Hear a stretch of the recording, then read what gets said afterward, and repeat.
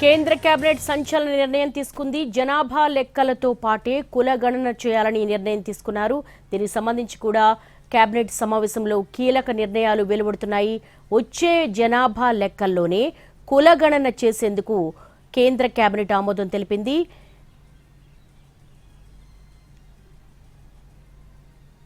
జనాభా లెక్కలు కేంద్రానికి సంబంధించిన అంశమని, కొన్ని రాష్ట్రాలు కుల గణనపై సర్వే చేశాయని అన్నారు కేంద్ర మంత్రి అశ్విని వైష్ణవ్. కొన్ని రాష్ట్రాలు రాజకీయ సాధనంగా కుల గణన కార్యక్రమం చేపట్టాయని ఆయన ఆరోపించారు. రానున్న జనాభా లెక్కలతో పాటే కుల గణన చేసేందుకు కేంద్రం నిర్ణయం తీసుకుంది.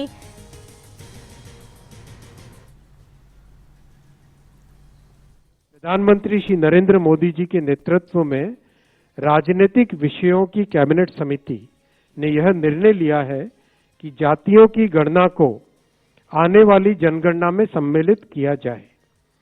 यह इस बात को दर्शाता है कि वर्तमान सरकार देश और समाज के सर्वांगीण हितों और मूल्यों के लिए प्रतिबद्ध है। जैसे कि पहले भी जब समाज के गरीब वर्गों को 10% आरक्षण का प्रावधान किया गया, तब भी समाज के किसी घटक में तनाव उत्पन्न नहीं हुआ था। కేంద్ర కేబినెట్ సంచలన నిర్ణయం తీసుకుంది. రానున్న జనాభా లెక్కల్లో కుల గణన చేసేందుకు కేంద్రం నిర్ణయం తీసుకుంది.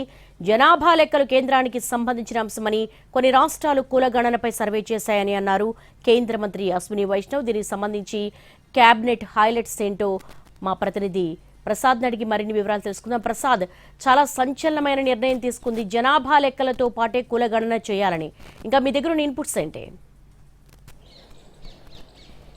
రాజకీయంగా ఇది చాలా కీలకమైనటువంటి నిర్ణయం. అదేవిధంగా రాజకీయ వ్యవహారాల కేంద్ర కేబినెట్ కమిటీ సమావేశంలో ఈ ముందుగా దీన్ని చర్చించారు. ఆ తర్వాత పూర్తి స్థాయి కేంద్ర మంత్రివర్గంలో ఈ అంశంపై నిర్ణయం తీసుకుని ఆమోదించడం జరిగింది. ప్రధానంగా రాహుల్ గాంధీ, ప్రతిపక్ష నేత, లోక్సభలో ఉన్నటువంటి కాంగ్రెస్ నేత, ప్రతిపక్ష నేత రాహుల్ గాంధీ అనేక సందర్భాల్లో చాలా గట్టిగా అనేక వేదికల గుండా కులగణన చేయాలి, జనాభా ప్రాతిపదికన, కుల ప్రాతిపదికన వారికి అధికారం లభించాలి, అనేక అంశాల్లో వాళ్లకు వాటా లభించాలన్న అంశాన్ని చాలా స్పష్టంగా డిమాండ్ చేయడం జరిగింది. అందులో భాగంగా కాంగ్రెస్ పార్టీ అధికారంలో ఉన్నటువంటి రాష్ట్రాల్లో కర్ణాటక, అదేవిధంగా తెలంగాణ రాష్ట్రాల్లో కులగణన కూడా చేపట్టి అమరికి విజయవంతంగా కూడా చాలా శీఘ్రగతిని కూడా పూర్తి చేయడం జరిగింది. ఈ నేపథ్యంలో మరింత గట్టిగా కులగణన చేయాలంటూ కాంగ్రెస్ పార్టీ పెద్ద ఎత్తున ఒక డిమాండ్ కూడా పెట్టడం జరిగింది. దీని నేపథ్యంలో కాంగ్రెస్ పార్టీ ప్రధాన ప్రతిపక్షంగా చేసినటువంటి డిమాండ్ను ఒక పక్కన విమర్శిస్తున్నాయి. అదంతా కూడా రాజకీయ సాధనం కోసం కొన్ని పార్టీలు, కొన్ని రాష్ట్రాల్లో కాంగ్రెస్ పార్టీని చాలా స్పష్టంగా చెప్పడం జరిగింది.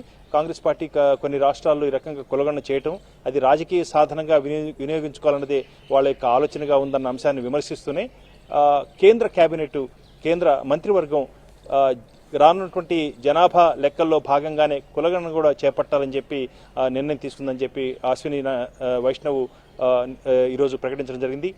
ఇది చాలా కీలకమైనటువంటి నిర్ణయం. రాజకీయంగా చాలా పెద్ద ఎత్తున దేశ ప్రజల, అదేవిధంగా మరీ ముఖ్యంగా వెనుకబడినటువంటి వర్గాల్లో ఈ డిమాండ్ చాలా గట్టిగా వినిపిస్తుంది. ఆ మేరకు కుల ప్రాతిపదికన, కుల జనాభా ప్రాతిపదికన, దేశంలో 140 కోట్ల మంది ఉన్నటువంటి భారతదేశంలో ఆయా కుల ప్రాతిపదికన, జనాభా ప్రాతిపదికన అన్ని అంశాల్లో కూడా తగినటువంటి ప్రాతినిధ్యం, అదేవిధంగా ప్రాధాన్యత కలగాలన్నది వాళ్ళ డిమాండ్గా ఉంది. ఆ మేరకు ఆ డిమాండ్ను దృష్టిలో పెట్టుకుని ప్రధాని అధ్యక్షతన, నరేంద్ర మోడీ అధ్యక్షతన ఈరోజు జరిగినటువంటి కీలకమైనటువంటి రాజకీయ వ్యవహారాల కేంద్ర కేబినెట్ సమావేశంలో దీనిపై నిర్ణయం తీసుకుని ఆ మేరకు పూర్తి స్థాయి కేంద్ర మంత్రివర్గంలో ఈ అంశాన్ని చర్చించి ఆమోదించడం జరిగింది. అదే విషయాన్ని అధికారికంగా ఇప్పుడు ప్రకటించడం జరిగింది. ఇది ఖచ్చితంగా రాజకీయంగా చాలా కీలకమైనటువంటి నిర్ణయంగా మనం అనుకోవడానికి ఆస్కారం ఉంది. All right Prasad, thank you.